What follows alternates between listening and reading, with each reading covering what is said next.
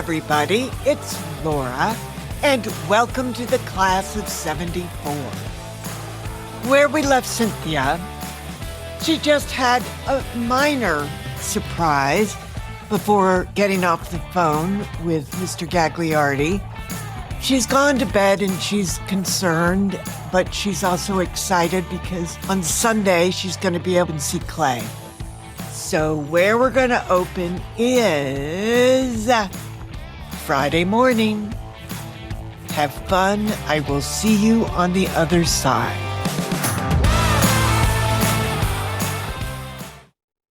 Season 2, Episode 11, Peppy and Preppy.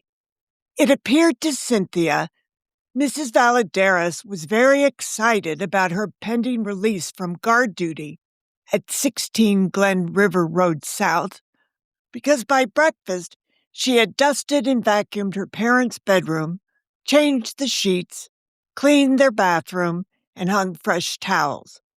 She was taking them to school again this morning, and then intended to do a little food shopping for her parents as well. And then she would return to cut some flowers and make sure the man who cut the Watsons' lawn came over to cut the Schuyler's. I could have cut the lawn, Cynthia said in the car on the way to school. I've done it before. It just takes a long time. With a sprained ankle? The housekeeper asked. Oh, right. Still, despite walking home last night, her ankle felt a lot better. It was just the purple-black area under her ankle bone that was a little disconcerting. Since she was wearing a blue miniskirt again and the Audrey Hepburn flats, it was kind of noticeable. It would still get her out of gym, though, wouldn't it? I spoke to your father this morning, Miss Mimi, Mrs. Valadares said. Your parents are coming home on Sunday. Oh, Mimi said.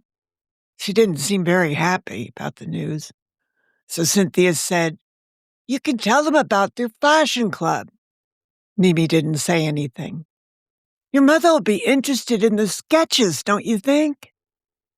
I'll wait until they're good enough, she said softly. Cynthia wondered what the plan was, or if there even was a plan, about how they were going to ask the Schuylers if Mimi could stay. What were the Watsons going to think about this? Mimi said her mother would be all for it, because then she could schedule when she had to see Mimi. Time's up, Cynthia visualized Mrs. Watson saying, looking at her watch as she swept out of the room. Since Mr. Watson spent so much time in the city, Mimi said it wouldn't really affect him one way or the other. She'd talk to him and see him on weekends, just about as much as she did now. Cynthia wondered how Mrs. Watson would explain the situation to her friends. That her daughter was living down the street with the Schuylers because... Why? Cynthia knew a girl who went to Highfield School in Stamford, who was living with a classmate's family here in Brighton, because the girl's mother had died and her father, who was an oil company executive, was going to be living in Nigeria for 3 years. But Mimi's parents lived right down the street. They picked up Clark. She still hadn't told anyone about Clay going to Andover. And now, according to Mr. Gagliardi, Patrick was being sent there too. Soften the transition for Clay. That's what he said. They were going to be roommates. Mr. Gagliardi said despite the assurances of the police that what had happened to Clay had been a case of mistaken identity, the Seatons wanted Clay away from Brighton. And since Harry Seaton wasn't in a position where he could just pack up and move or change jobs, Phillips Academy in Andover appeared to be the answer. The Alumni Association had never been shy with Harry about their desire to have Clay play sports for them. Clay and Patrick would be the 4th generation of Seatons to graduate from the school. Poor Cheryl. Cynthia assumed Patrick would keep his car, though, so he could see her. His best friend, Greg Fitzgerald, would want to see him too. And the travel team, the hockey team, they were going to be losing a terrific manager. It was sad. Wow, Mimi said as they turned into the student parking lot. Everybody's eyes flew wide because there were streamers and balloons and posters everywhere. Cynthia marveled at the long banner stretching all the way from D Wing to C. It said, in colorful Peter Maxey hand lettering, "Go, Sentinels, go." Inside the school, lockers were decorated with streamers and balloons, and there were posters all over the place. "Wash away Westport. Let's go, Sentinels. Hold the line. Defend our rep." In their homeroom, both Mimi and Cynthia did a double take when they saw Betsy in front of the classroom. She was talking to Mr. Bojanski. She looked absolutely incredible. She had on the varsity cheerleading sweater with the big blue B on the front. There was a round collar of a white blouse beneath, the pleated blue and white wool skirt, and she had on a brand spanking new pair of white Keds. The front part of her hair was pulled back off her face and held with two ribbons, one blue and one white. And since yesterday, Betsy had acquired a few blonde streaks in her hair that looked sensational. And she was smiling and laughing, eyes flashing with merriment and glee. Could this possibly be their Betsy? Evan came in and stopped dead in his tracks beside Cynthia. "Wow," he said. "I know," Cynthia said, thinking how, if she wanted, Betsy could conquer the world with those looks. Mimi put her books down and held her hands up to her mouth. "Fashion Club alert! Fashion Club alert!" Katey whipped around in her seat, beaming, her accent making it a little hard to understand her. "I already asked her if she'd modeled for a club, and she said yes." "Yay!" Mimi cheered, waving a little wave from next to her ear at Betsy. Betsy waved back. Next to her, Mr. Bochinsky was nodding and grinning. He nudged Betsy with his elbow, as much as to say, "You're adoring public, Miss Satterfield." "I didn't know you made varsity," Evan called. "Congratulations, Betsy. That's terrific." "Thank you." While others called their congratulations to Betsy, Cynthia limped over to her desk. Tommy McDougal walked in then, looking very sharp in chinos and a blue blazer. He used to play soccer with Evan, but his boot had won him a spot on the varsity football team as a field goal kicker. Today, Tommy and all the other varsity players were supposed to wear a blazer and nice slacks, so they stood out as one of the team members who would be representing the school tomorrow. As soon as Betsy sat down, Cynthia slid out of her chair to squat next to Betsy. "I take my hat off to you, Betsy," she said. "You're the only sophomore to make varsity, and having you on the squad's going to make us all feel like we're really part of this school." She was about to say this horrible school, but she didn't. "Thanks," Betsy said, suddenly shy, fussing with her notebook. "Ding, ding, ding," said the PA system. "In your seat, Miss Schuyler," Mr. Bojanski said. "Good morning, ladies and gentlemen," Mr. Wolfgang B. Zollner began. "I know how hard you had to work," Cynthia said quickly. "That's why I think you're so amazing. Today is Friday, September 12th in the year 1971. "Cynthia!" Mr. Bojanski yelled. Cynthia hesitated, debating. She had Betsy's full attention right now in a way she hadn't had it for years. "Say it," she told herself. She leaned over, cupping her hand around Betsy's ear. God gave you breathtaking beauty to change the world. Then she sat down before Mr. Bojanski completely blew a gasket. Well, that was a weird thing to say, wasn't it?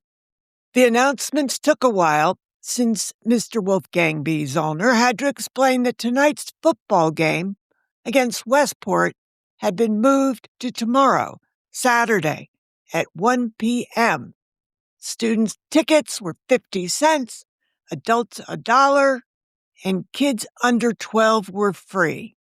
And if you go after halftime, Evan said, you can get in for free. But Brighton's pep rally is today, Mr. Zollner announced. It will take place in the gymnasium during the last period of the day. At 1:30, every student is to report to their homeroom in a timely manner, where attendance will be taken. Each homeroom will then proceed to the gymnasium after the name of your homeroom teacher is announced, not before. This is not an optional activity. Attendance is mandatory, students and teachers. Again, attendance will be taken, so make sure to be wherever you are supposed to be. When the announcements were over, Betsy was out the door without a word. Cynthia didn't blame her. She hadn't meant to sound as though she was crowning her empress of the world. She had just wanted Betsy to know that whoever it was that had shown up this morning in that cheerleading outfit, that was who Betsy Satterfield was meant to be. Not a scowling, cuckoo skinny mini. Cynthia went to her locker to sort out what she needed, and when she turned around, found Katie Langston's nose about 6 inches from hers. So are you dumping me as a friend? She smelled like Banaka. Is that what's going on, Cynthia? Is that why you canceled on me? No, Cynthia said, thinking, well, maybe. Then she remembered what she had brought to school, pulled out the Brighton sports shop bag, and gave it to her. Your dress, courtesy of Ragnar Gooseygander. Katie slipped the folded dress out of the bag and shook it out, holding it up, murmuring, I love Ragnar Gooseygander. This dress looks better now than it did before. She stuck it back in the bag. Good. Now my mother can stop bitching about it, Cynthia laughed. And I can come over without feeling guilty because all the evidence is gone. Katie laughed her wonderful laugh. It was so good to hear. Good. We're friends again. She slung her arm through Cynthia's. Come on. I've already got a seat in geometry, so you can sit next to me. A couple of steps later, she said without looking at Cynthia, you know I don't want Evan, right? Cynthia stopped, taking her arm back. Either way is fine with me. I don't really care. Oh, come on. All right, Cynthia said. I was surprised when I saw you guys. And a little pissed off, but I'm over it. I don't care. And where you're concerned, I have to tell you, I'm rooting for Charlie Hennessy. What? Yeah, I am. I think you guys would be great together. Katie lowered her voice to whisper, but he's such a straight arrow, which can be a very good thing, Cynthia told her. When you're not. Katie's mouth parted in surprise. What? Did you just say that I'm not straight? Because I am. No, I didn't say that. I meant it can be good if one of you is on the quiet, peaceful, orderly side, and the other's more outgoing and dramatic. Yin and yang, Katie said. What? Ugh, you guys are so far behind the times. Annabelle's never heard of it either. The yin and yang is the Chinese view of life. Two different forces that feed off each other. Charlie would be the yin, and I would be the yang. The first thing Cynthia did at lunchtime was go into the library to look it up. Yin and yang. Yin, no G on it. The day went pretty quickly. After Spanish, the senora told Cynthia how much she liked her friend, Senorita Watson, that she was a soñadora, a dreamer, off in her own world, but in a good way, a creative way. So it's a good thing her parents are loaded, right? The senora met her eyes. That is not an appropriate thing to say about your friend, Sita. She could have slapped Cynthia across the face, and the sensation she felt would be the same: surprise, embarrassment, guilt, and shame. She mumbled an apology, said Mimi was great, and left. What was wrong with her? By the time 1:30 rolled around, Cynthia felt better, glad to act like Mimi's friend again, because she really was her friend. She hadn't meant that crack. She just didn't like how everybody was so buddy-buddy now. She needed to be nicer. She walked with Mimi and Evan and Katey to the gym. No economics today. Yay! The gymnasium was quite a sight. Somebody had gone to a lot of trouble decorating it with streamers and balloons. There was a single microphone standing in the center court. Both sides of the bleachers were extended all the way out. The sophomore homerooms had been called first, no doubt because they were being told to climb up into the highest seats. Fortunately, Mr. Bojanski spoke to the guy who was directing everybody, and because of her sprained ankle, she and Evan were told to sit in the front row. If there's a disaster, the guy told Evan, pointing a finger in his face, it is your responsibility to see that this young lady gets out safely. Is that understood? Yes, sir, Evan said. After the guy walked away, out of the side of his mouth, he said, I don't know. If there's a disaster, I'm thinking maybe I should run off with Betsy. Good choice, Cynthia told him. You'll have beautiful children. Wait, he said, leaning back to look at her. I can talk about this without you getting mad? Sure, she said, watching as a paper airplane sailed down from the upper bleachers, out over the gym floor, and then gracefully slid into a landing. She turned around and looked up but couldn't tell who had thrown it. Mimi waved to her, and she waved back. She saw other kids she knew and waved at them too. And then Evan started giving head kick hellos to people. You know how guys did, sort of just kicking their head like they were horses and someone was yanking their heads with reins. Is Clay fun? He asked, kicking his head at someone across the way. Yes. He doesn't drink or smoke. No, he doesn't. And he's whatever that place is on the post road. Another paper airplane floated by. Clipped through that one, Evan reported. So is he still in the hospital? Yes. I thought those people didn't go to hospitals. He needed to. Well, I know he needed to. I needed to. Where is he? Boston. Come on, Cynthia, talk to me. How is he? I'm going to go up and see him on Sunday, so I'll know better then. But he's much better, considering. He didn't lose his hand. I heard it was his right hand, and he's a lefty. Yeah, that's really lucky, Evan said. They could barely hear each other now. The noise level had risen so much. Cynthia pointed across the gym. That's Derek Taylor over there. He's with Explorer Post 49. He helped save Clay the other day. They found him. Is he wearing a uniform? Sort of. The patch and the jacket is part of their gear, Cynthia said. He's a certified EMT, so I guess that's what his patch says. The other guy there probably is too, and maybe the girl.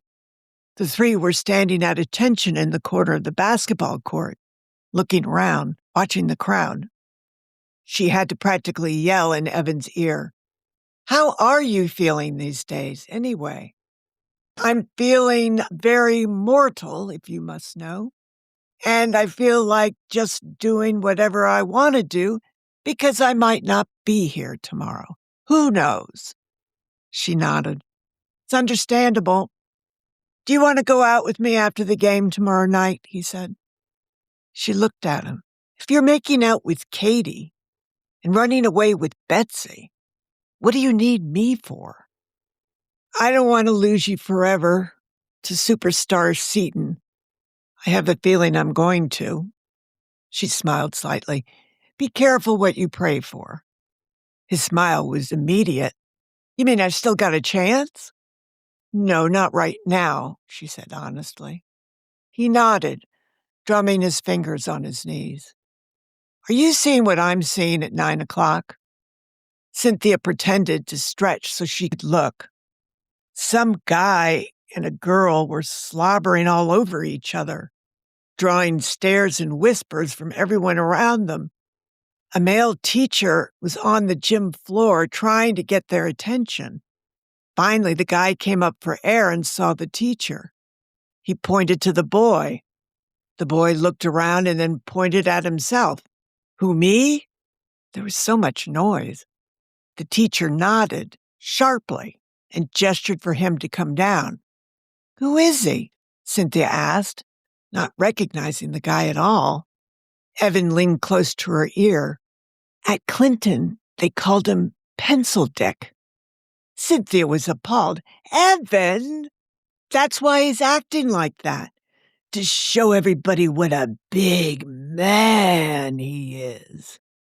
Cynthia shook her head. Guys, the gym was packed now. There was the sound of musical instruments nearby, somewhere, probably out in the lobby. People started to quiet down a little. Suddenly, Dr. Mullen was walking briskly across the gym, looking very fit, neatly pressed, and well turned out. In other words, he looked like everybody's father. Dr. Eagleton had also come in, veering off to stand by the wall under the home basket. He crossed his arms and looked around. Mrs. Marsh and the guidance counselors were over there, too. Good, Cynthia thought. She wanted Mrs. Glenville to see Betsy the way she was today. Dr. Mullen turned on the microphone, tapped it with his finger, and then there was this loud squeal of feedback, and Clark jogged out to explain something to Dr. Mullen as he forcibly moved his hand lower on the microphone. The feedback went away. Hello, hello, testing 1, 2, 3, Dr. Mullen said, looking around. He looked amused. Maybe he thought he was like Frank Sinatra or something. All right, people, let's settle down. Nobody was settling down. Everybody was talking and laughing and carrying on. Mr. Pencil, as Cynthia now thought of him, oh, that was just so terrible what they said, those boys. Mr. Pencil had been seated just down from them in the front row. The girlfriend, up there, looked sleepy and disinterested in everything. Cynthia felt excitement in the air. She hated this school, but she didn't hate the kids. We've got a big game tomorrow, the principal said, so we've got a lot of cheering to do. Everybody cheered, and then the kids started stamping their feet in the bleachers, making them shake. Cynthia and Evan looked at each other and laughed. This was nuts. The cool kids were probably the stoner kids down in the corner who appeared to be asleep in their laps. Dr. Mullen took the microphone off the stand and spun around on his heel like a ringmaster. Ladies and gentlemen, may I present to you the Brighton High School Marching Band. Dr. Mullen scurried out of the way as 2 lines of band members streamed into the middle of the gym, blasting their brass instruments and banging their drums. Everyone, join us in singing the Brighton High Fight Song, a man cried. Was that Mr. Coates, Cynthia's guitar teacher? But she still hadn't paid the $30 to. Was he the band advisor? He didn't look very dressed up. He was wearing the coat of the band uniform, which was royal blue and white, but he was wearing brown pants that looked horrible with it. And he was wearing those hush puppies again. They couldn't have a marching band director in hush puppies. A flash of pink caught the corner of Cynthia's eye, and she saw that Senora Cordova was lounging against the other gym wall, opposite the scoreboard, and was chatting with some old guy wearing a beret. Cynthia thought he was a French teacher. A chorus of female voices suddenly rang out. Brighton High School, hats off to you. And Suzanne Slater led the varsity cheerleading squad in, making the crowd roar. And she trooped them around in formation across the gym floor. They were all waving their gigantic pom-poms as everyone sang, Brighton High School, hats off to you. Brighton High School, hats off to you. We've got the coaching team. We've got the pep and steam. So come on, BHS, go! Then the girls flung their pom-poms and jumped, bending back in the air, feet lifting behind them, 9 bodies arcing at once before snapping back down to the ground in unison. Well, almost in unison, but Betsy was perfectly in tune with Suzanne. Good for her. Yeah, Evan cried, jumping to his feet and clapping. Cynthia was right there next to him. This was so cool. The cheerleaders had been suspended in the air at the same time. That was very cool. They must have worked on that for days.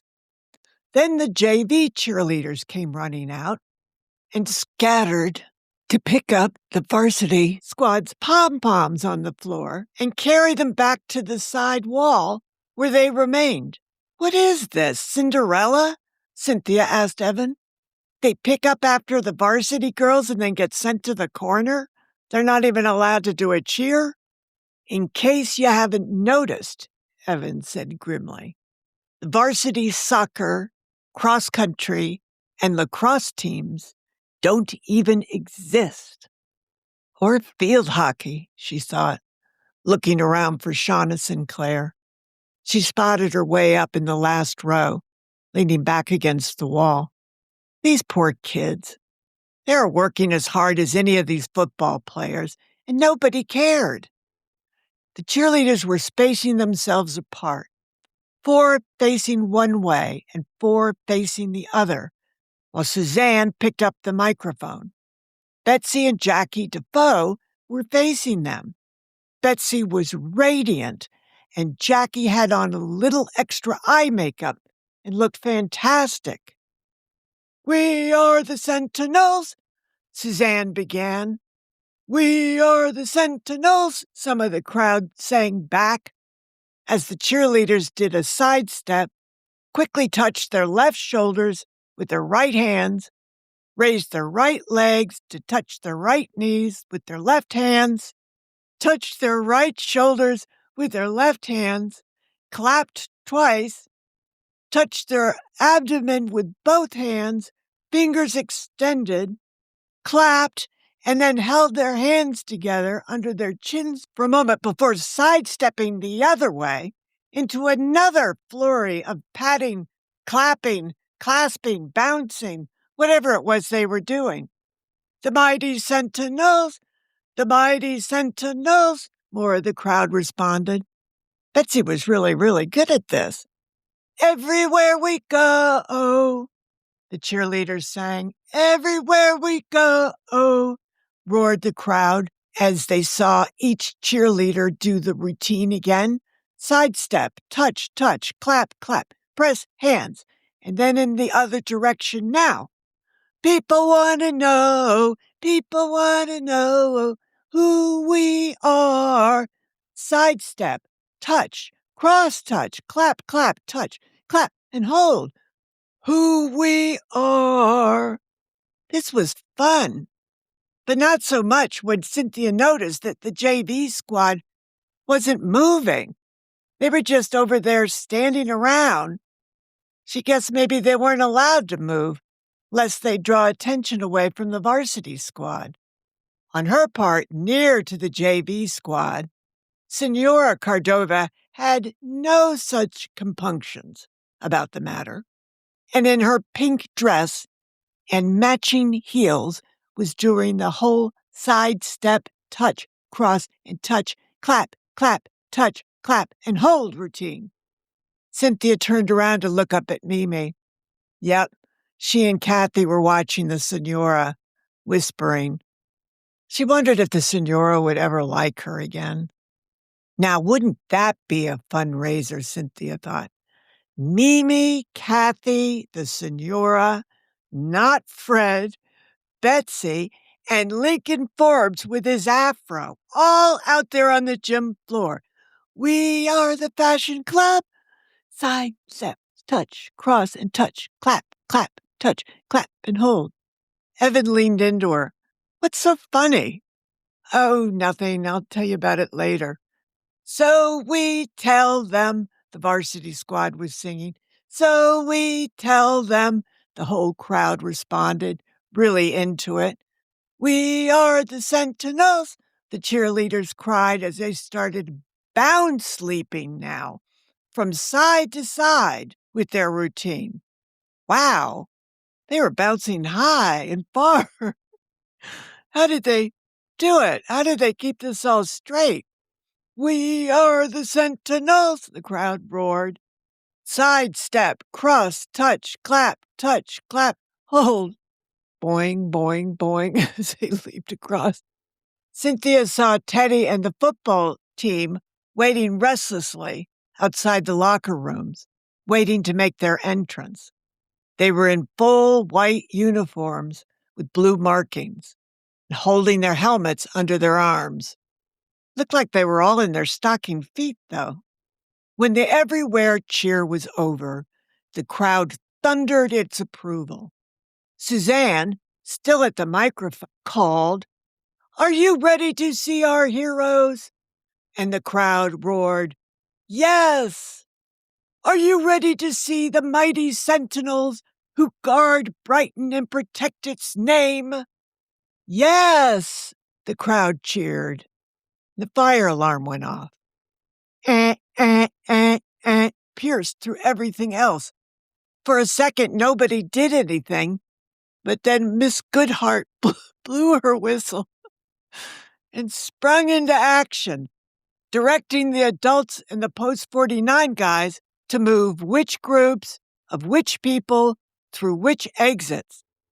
God, it was loud. Cynthia watched Dr. Eagleton lead the cheerleaders out. They were followed by the JV squad, and then the first row of students in their row were prompted to follow, while on the other side they saw Coach Dennison, his coaches, and the football players moving out exits on the other side.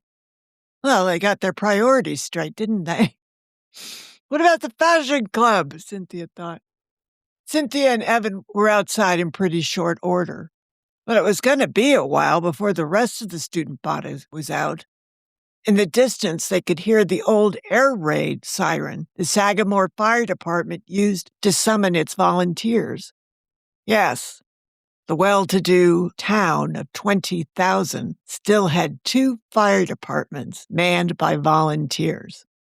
As the students steadily streamed out of the gym, some decided to call it the end of the day and made a break for it. Nobody stopped them. The seniors were now all pretty much outside, and now most of the juniors.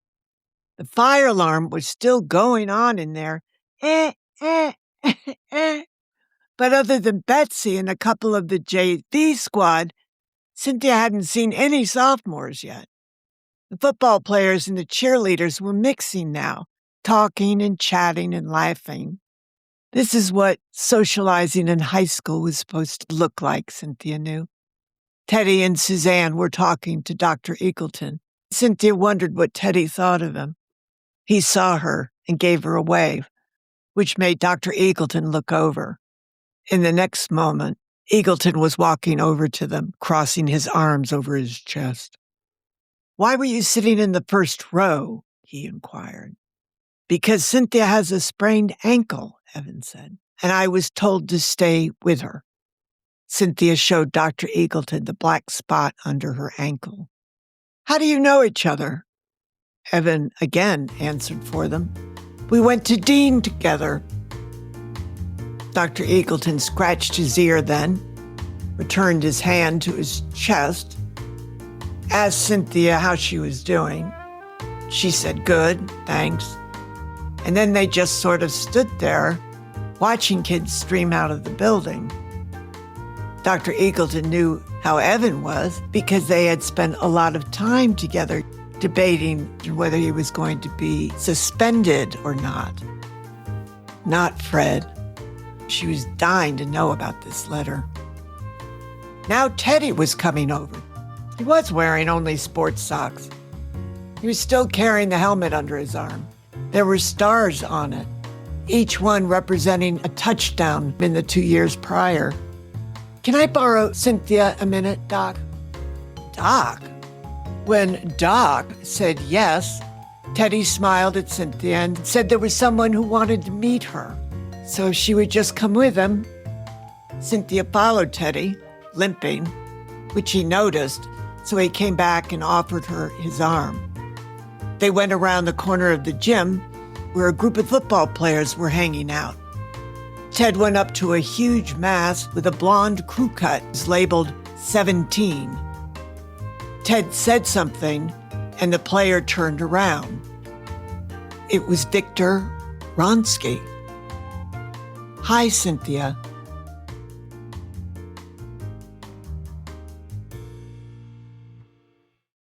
Well, that was interesting. What an interesting day.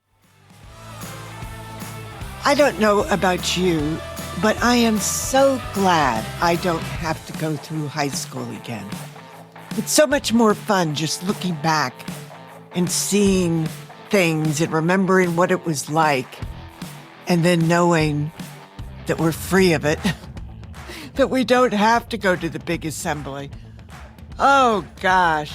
Well, listen, everybody, that's it from me this week. We do have the Detention Club at patreon.com for the class of 74. We'd love to see you there. So remember, we don't drink and drive anymore, ever, but we do have fun, and that includes you. No matter what you're doing this week, I want you to stop for a second and think what you could do to make this day even more special, and then do it, okay? I'll see you next week, and lots of love to you all. And thank you for listening.